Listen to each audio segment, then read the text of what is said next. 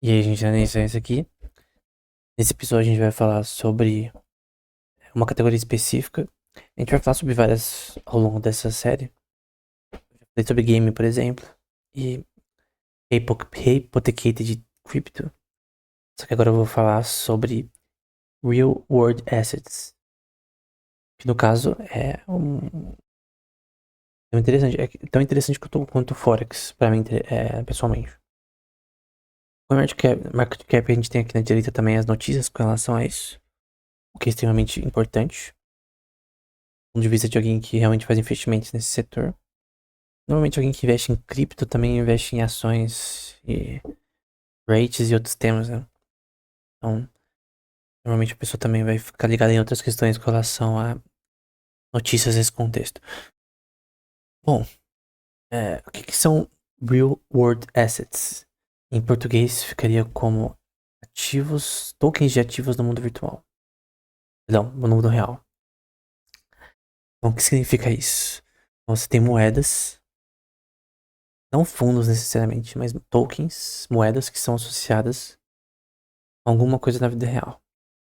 Seja em commodities como prata e ouro, talvez em futures, não importa, coisas na vida real. Você vê algumas aqui, por exemplo, Avalanche, Chainlink, só que as que tem aqui não são tão interessantes quando a gente vê aqui no site da Forbes. Então, no site da Forbes a gente tem aqui a Pax Gold, Goldfinch, entre outras aqui que podem ter, por exemplo, títulos de tesouro, que é o que você investe pra tipo, como se você investisse num governo pra ele pagar suas dívidas e tal. Você ganha através disso Gold Down. Então a gente vai focar no Gold primeiro, né? Que é com relação a ouro. Então vou pesquisar aqui, Pax Gold. Obviamente você tem que ver a procedência pra ver se realmente tem ouro nesse. Qualquer questão aqui de uma empresa, ela ter reservas de ouro e ela fazer um fundo ou um lastro da moeda em ouro. Então você poderia dizer, nossa, como seria bom ter uma moeda, uma criptomoeda eu posso usar digitalmente, de repente consigo fazer uma versão na Ethereum, ou de repente alguém pode até fazer uma pool de liquidez, eu não quero dar ideia, né? Empréstimos, quem divide staking com apenas moedas com lastro em ouro. Só que esse lastro tem que ser físico. Qual que é o maior problema disso? Esse é um problema tryhard. Eu li alguns livros sobre isso. Principalmente os Estados Unidos tá fazendo isso. De você ter reservas de ouro em crédito. Como assim? Você pega em. Como se fosse. Você não tem fisicamente ouro na sua. No seu banco empresa. Eu vou deixar rolando essa parte de baixo da direita. É, tô achando que o Trump acho que vai acabar com o Bitcoin. Enfim, que provavelmente vai ter regulação no futuro, não sei. Bom, notícias importantes, né? Basicamente, vamos supor que você tem uma pool de liquidez com base em ouro. Só que você tem que ter esse dinheiro físico, você não pode ter em crédito. Porque se tem bancos que fizeram isso. Tem fraudes que fizeram isso. O cara, por exemplo, ele pegava um empréstimo com colateral. Porque ele tinha uma empresa que tinha tantos de arroz, por exemplo. De uma commodity qual for.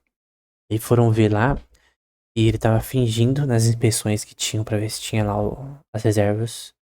Ele tinha o quanto ele dizia.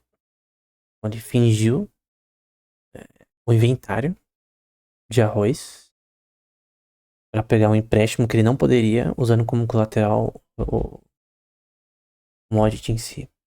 Então pode ser, eu não tô falando que a Pax Gold é assim, que você tá falando, eu tô investindo em ouro, mas esse ouro não está fisicamente lá.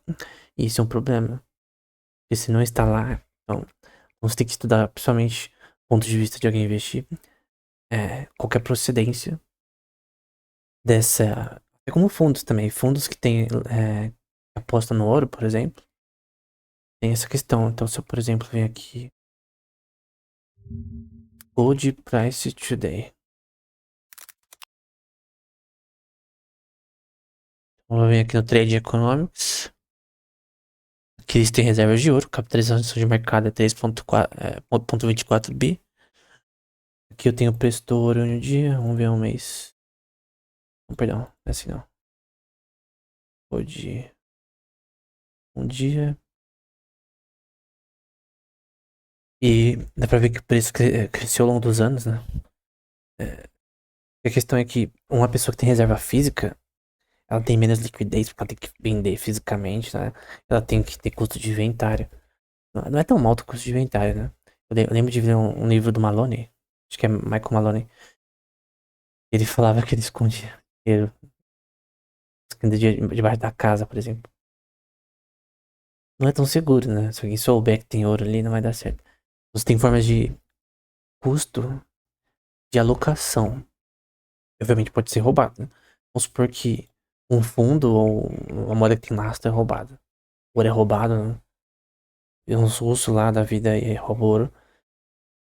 Esse preço vai ficar o mesmo? Então você tem que questão de inventário. Então você tem que ter um que seja possível até você ver o seu ouro, né? Vamos supor que você investiu, sei lá, quanto. Um fundo. Um fundo. Você tem bastante, você poder ver se tem realmente ouro lá. Como cliente, né? No fundo. Nesse caso aqui é uma moeda. Então você aposta no preço da moeda com relação à validação que ela tem com relação ao ouro, né?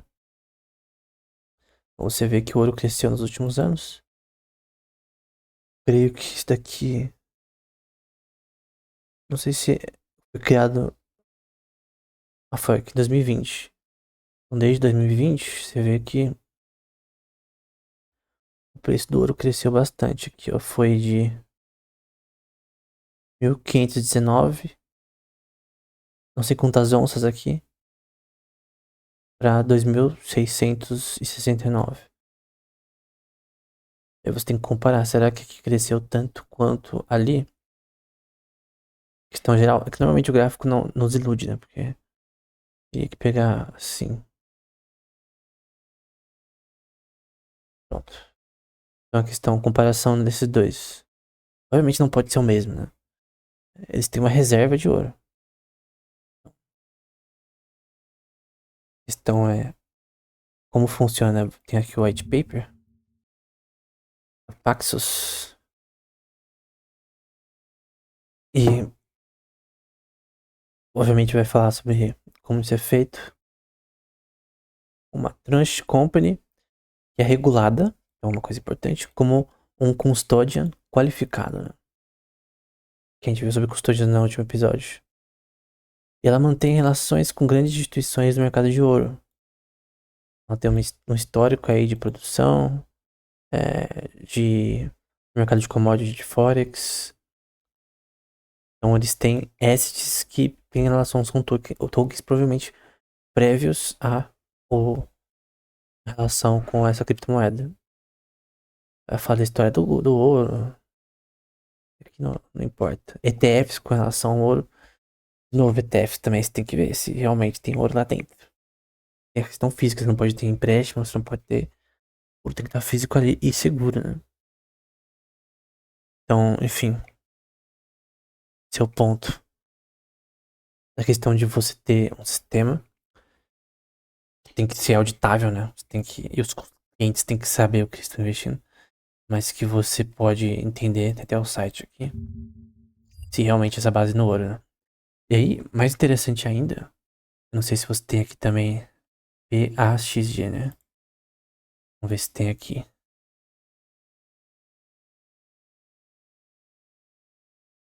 Eu vou pegar no mercado spot. PAXG. Vamos ver Gold. Pax Gold. Então tem tanto pro Bitcoin quanto para o dólar. Então vamos ver com relação às reservas deles. É uma questão fracionária. Não sei quanto. vai ter com relação à moeda. Tem que estudar direitinho como funciona a forma de alocação deles. Mas a questão é que você tem aqui a moeda deles em si e a relação com o ouro, você pode também especular nessa questão. Então, tem flutuações aí do ouro com relação ao dólar. Embora o USDT tenha certas variações, é uma criptomoeda. Só que é um mercado de commodity, de uma moeda que tem lastro na commodity. Então, a gente da economia austríaca não pode reclamar que não tem uma moeda com lastro em ouro, né? Porque tem criptomoedas com lastro em ouro, embora isso tenha que ter verificável, né? Não sei, empresa é idônea, se der muita merda caso ela faça besteira, enfim, você tem que ver isso aí. Então, um ponto é que você tem vários mercados aqui, Forex, de ouro com dólar, com Ethereum, com Bitcoin, e esse tipo de mercado é muito interessante, na minha opinião. Não só do ponto de vista de investimento, mas do ponto de vista de ser interessante mesmo. Você vê esse tipo de coisa, né? Você tem a sua carteira spot ali do lado, você consegue especular na variação dessa moeda com o dólar. E dá pra ver que o preço é bem alto. Então, 16 mil é coisa pra caramba desse token aqui. Não é a maioria que tem isso daqui. E a capitalização de mercado é bem alta. Então, se a empresa foi idônea, você tem que ver, né? Eu vou falar, esse curso não é de investimentos, longe disso. Mas a questão é que isso existe. Eu foco desse curso, dizer que isso existe e como funciona. Então, essa é a Pax Gold, né? E você tem outros também, como a Credit Coin.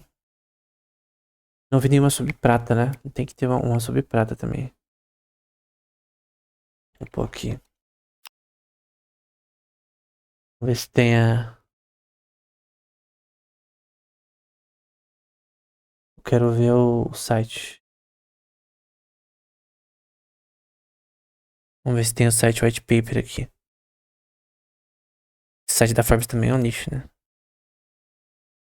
Ó, aqui eu falei que é um nicho, mas acho que nem tanto assim. Tem aqui o preço, market cap, a comunidade no Discord, tem Reddit, social media, price code, que é muito importante. Você tem que analisar o conteúdo do código desse sistema para você ver como funciona. Notícias. Interessante, sim.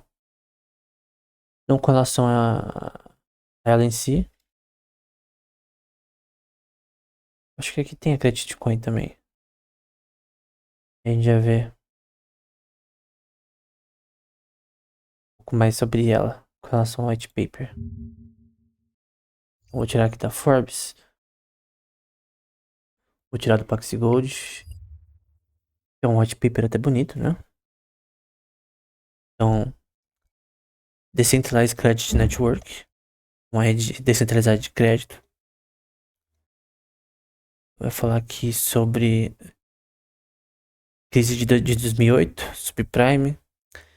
Como os que poupavam, os depositantes, não poderiam ter informação como os bancos distribuíam seus fundos, o gol dos banqueiros nunca foi necessariamente alinhar com essas pessoas dessa poupança, né? Em resposta a essa crise de 2008, né? Com relação à crise, eu falei muito disso no Instagram, em resumos de documentários, mas é uma crise com relação à vida de securities, né? Com relação a empréstimos de financiamentos imobiliários que fizeram uma epidemia, uma bolha de crédito fantasma que gerou uma crise. Então, é um resumo bem simples. Mas basicamente eu acho que eles querem fazer um sistema de crédito que a pessoa consegue pegar empréstimos e fazer empréstimos de uma forma mais transparente, né? A validação dessas transações, né? Que é link direto entre investidores e quem levanta dinheiro para empresa, coisa do tipo. O histórico é público e descentralizado. Enfim. É que tem a forma como funciona. Interessante. Literalmente uma forma de crédito mais digitalizada, né? E o preço é variável com relação ao dólar, né? Então é bem interessante. Então, ele ser usado em diversas aplicações para essa função, né? Market cap de alguns milhões. E o site também.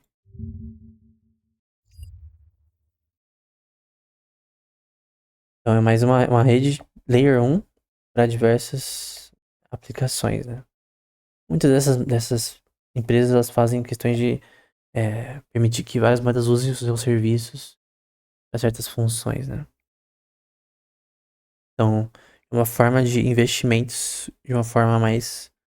É, você gerar crédito de uma forma mais clara, né? Não falou nada de pool de liquidez, nem nada disso. Então é uma forma de democratizar sistemas financeiros sem no contexto de blockchains, né? Bem interessante. Quase mais interessantes que a Pax Gold, né? E você tem uma variação da Credit Coin com outros mercados. Então vou pegar aqui. Spot CTC.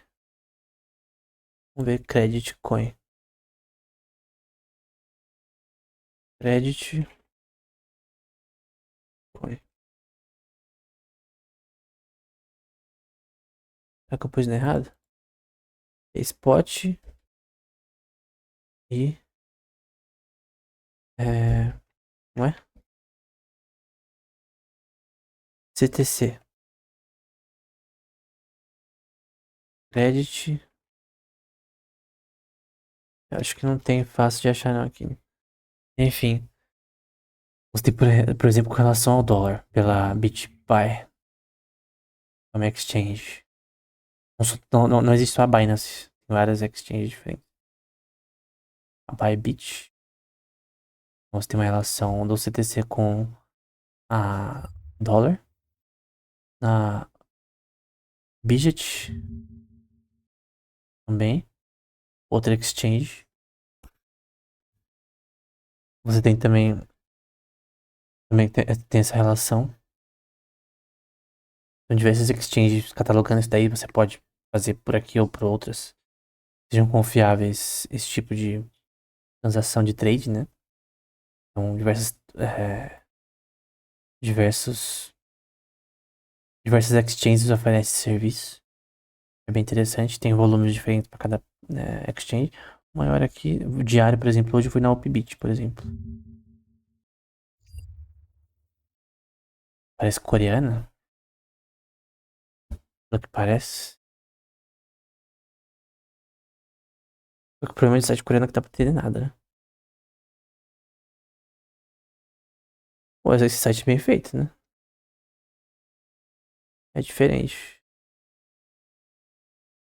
Só que esse KRW que eu não sei o que é, né? O que é KRW? KRW. Ah, é o won coreano, né? Pra quem lê manhwa ou webtoons, um Lenda da Espada do Norte, coisa do tipo, sabe? Conhece muito o won, né? Que cita toda hora ali, né? Tem uma paridade com o dólar bem diferente do real. Então você tem aqui, por exemplo, um mercado Forex coreano de XRP para o won coreano, né? É interessante. Só que pra fazer a conta aqui eu acho que teria que ser na Coreia, né? Não tem como uma pessoa do Brasil investir nesse Forex dessa forma. Mas aqui é uma exchange, né? Com outras, né? Interessante. Então, ponto é que você tem também um Forex nessa moeda, né? Só que a função, no geral dela, é com relação a crédito. Empréstimos, coisas do tipo de uma forma mais democratizada, né? É o foco dessa moeda. Que é interessante também. E tem essa pose no mid da Blockchain X, em que você tem alguns tipos de tokens que são interessantes, como por exemplo, esse daqui que é relacionado ao mercado imobiliário. É o que mais tem PIB. Acho que serviços é o que tem mais, né? O que mais gera o PIB global por porcentagem. Os maiores que geram isso é o mercado imobiliário, né? Então você tem aqui o T0 democratizando o mercado através da inovação, é questão de trading e questão de Levanta capital para empresas. Tem o Digix também, que é de gold, de ouro. Vou até pôr aqui.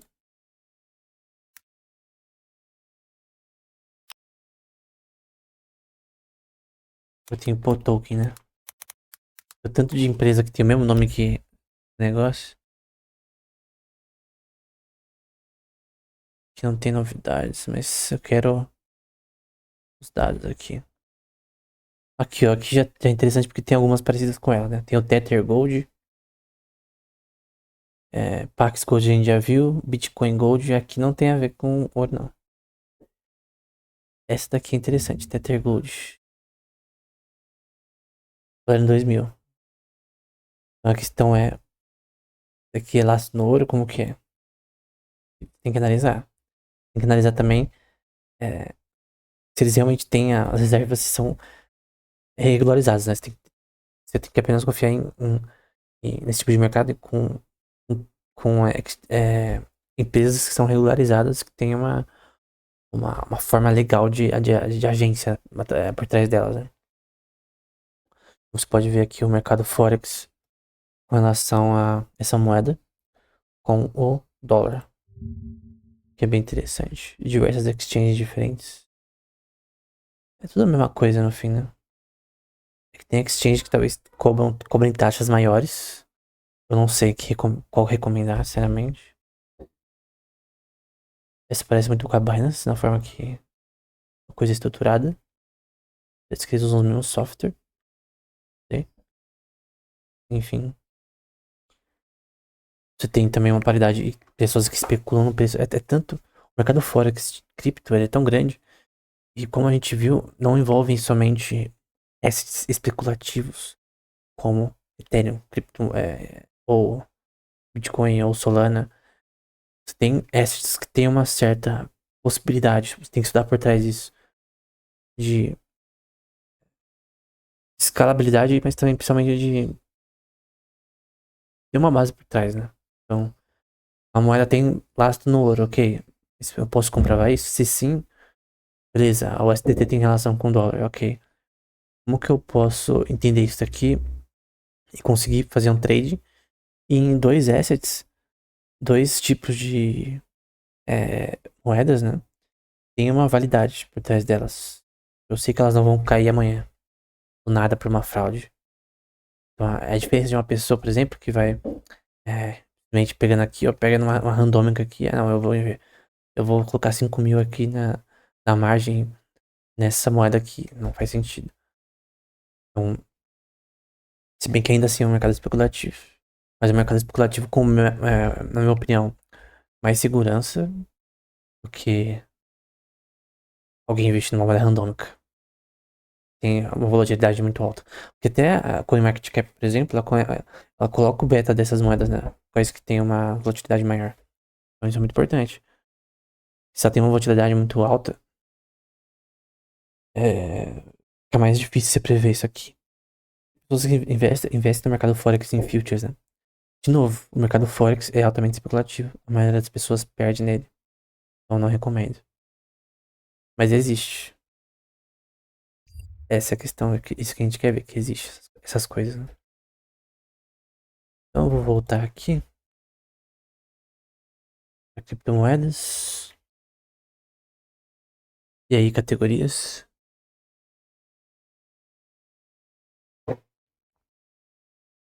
E aí a gente vai apenas em mais uma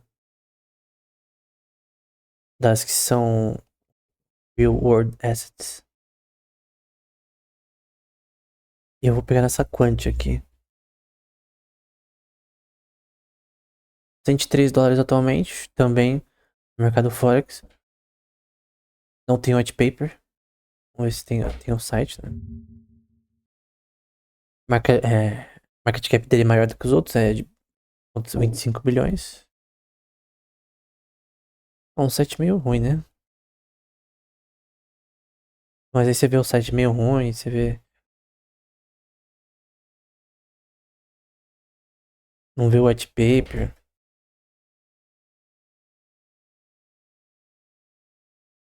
Pesquisa, vamos ver se eles têm artigo acadêmico aqui. Então já é um problema. Já é um problema. Porque uma pessoa que quer entender esse tipo de asset especulativo tem que entender como funciona. Pra saber como funciona, você precisa poder ter informação pra conseguir saber sobre esse sistema, né? Então, creio que nesse caso tem como saber a função em si da quant aqui. Provavelmente é só mais uma moeda com relação a serviços de uma empresa, né? Então, o ponto é que não é só ouro, prata e commodities, né? O Real World Asset, né? Um token associado a um Real World Asset tem uma relação com algo físico. Seja em real estate, seja, no caso, em crédito, seja em dinheiro em si, seja em títulos do governo. Então, por exemplo, bond token.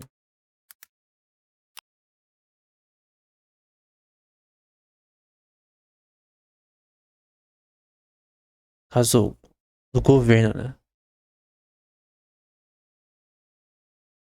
Então, o governo,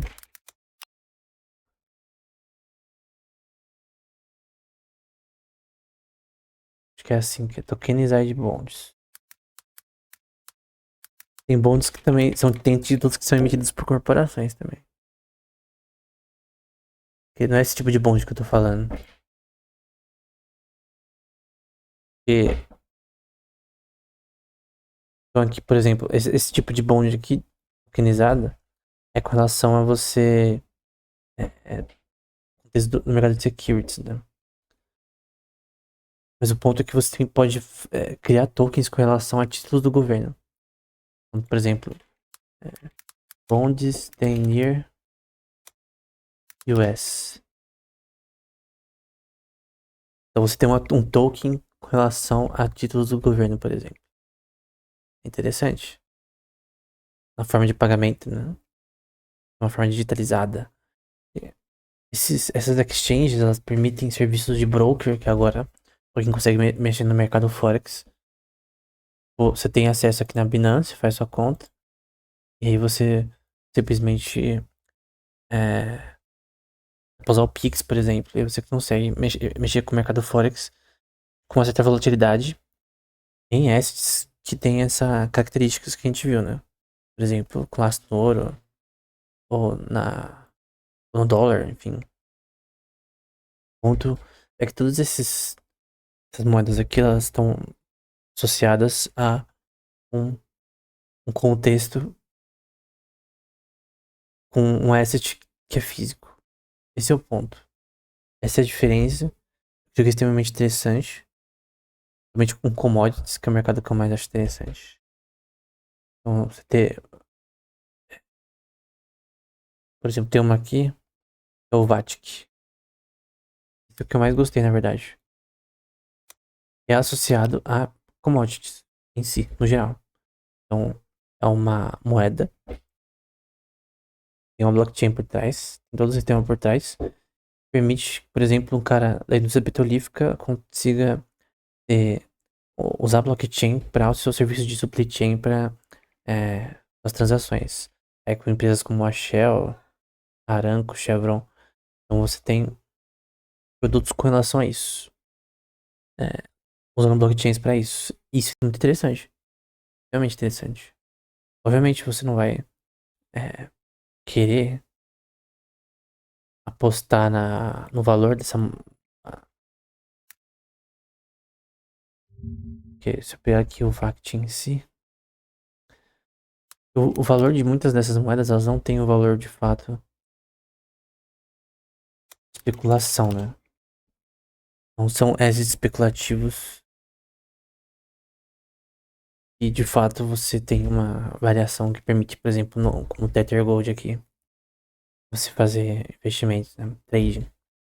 Então, no caso, é, é uma blockchain associada ao supply chain Supply chain tem a ver com a cadeia de produção. É literalmente isso, em inglês. Cadeia de produção no contexto aqui, tá falando de petróleo, mas pode ser de qualquer commodity nesse mercado, né? Então você pode ter futures, talvez, de commodities com tokens. Então, dá pra ver que o mercado ele gera bastante coisa. 3,30 bi de volume, com market cap de 60 bilhões. Então tá crescendo. Você tem, principalmente, coisas com relação a coisas físicas. Você também tem que ter uma questão de regulação, né? Porque você precisa que uma pessoa que é um cliente, né? Saiba, tem ali o necessário, né? Senão é uma fraude. Bom, beleza, isso aqui tem base no ouro. Eu consigo ver esse ouro, cadê? Você precisa saber. Precisa ter uma informação, né? Quando essa instituição ela é regulada, tem como ter supervisões que são feitas, porque você não pode, tipo, investe daqui, você não vai cada 6 meses lá pra ver se tem ouro lá dentro. Tem uma supervisão legal do governo que faça isso. Só que a regulação é difícil por causa de questões legislativas que normalmente o Congresso não sabe nada sobre esse tema. Por isso que membros do Congresso, legisladores, né, legislativo e tal, tem que entender sobre esse tema. É um tema muito importante. E que precisa da regulação para ele funcionar, né, para ele ser funcional, para ter menos fraudes. Obviamente tem que começar uma regulação mínima, o mínimo possível, no estilo Milley da vida, a lei de bases. Mas basicamente é isso. Até o próximo episódio.